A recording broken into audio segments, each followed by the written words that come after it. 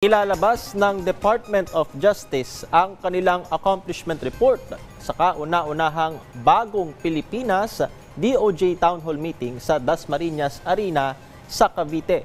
Ayon kay Justice Secretary Jesus Crispin Remulla, ito ang tamang pagkakataon na maibahagi ng ahensya ang kanilang mga nagawa at gagawin pa simula noong 2022 bilang bahagi ng transparency at accountability sa ilalim ng pamumuno ni Pangulong Ferdinand R. Marcos Jr.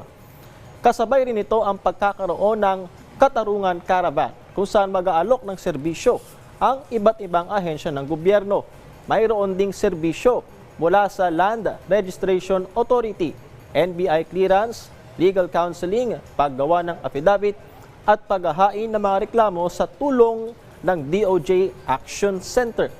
Kaya naman hinikayat ni Remulla ang publiko na samantalahin ang serbisyong ito ng DOJ at ng iba pang ahensya ng gobyerno.